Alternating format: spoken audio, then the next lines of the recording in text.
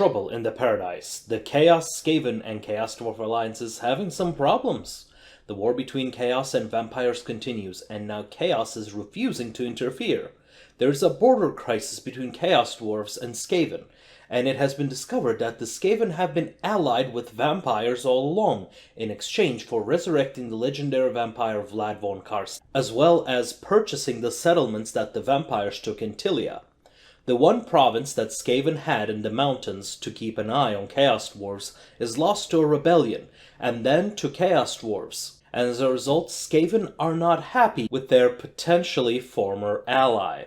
While all of this is happening, Chaos is just shrugging their shoulders and says that they're busy building and expanding in the South Pole to care about what's going on between mortals. High Elves, who have been following Kolek and colonizing what he clears up in Nagaroth, which is how they managed to expand so fast in that continent. The long-standing border friction erupts into full-blown war between High Elves and vampires. Let's watch together the battle that will determine the owner of the Southlands and Badlands continents.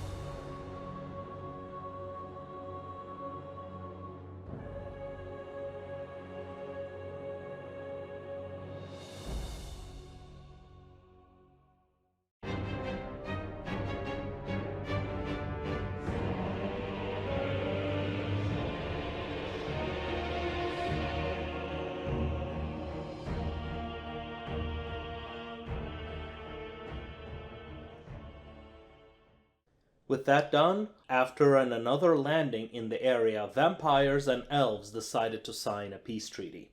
The war in Cathay has turned against Chaos Dwarves with the last defeat and their ally, Chaos, declaring their neutrality in the war. Seeing their moment of weakness and knowing the power of Chaos Dwarf late game, Skaven position multiple armies close to the Chaos Dwarfs' borders in their east. When discovered, Skaven literally said, "I got nowhere else to put them and I'm not deleting them." I think we all know what that means.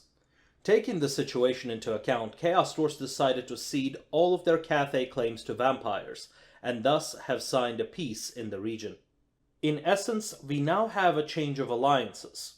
With Chaos being friends with almost everyone, they also must keep tabs on everyone. Naturally, knowing the tendency of Bretonnia player to betray, and them seeing the extent of Chaos's power, Chaos suspects betrayal from Bretonnia. To take this into account, they raised 3 armies close to the South Pole to deal with Lustria shortly after they landed in South Pole. All the while, Chaos and Bretonnia are planning an attack on Skaven to cut them down to size even further, and perhaps even knock them out completely.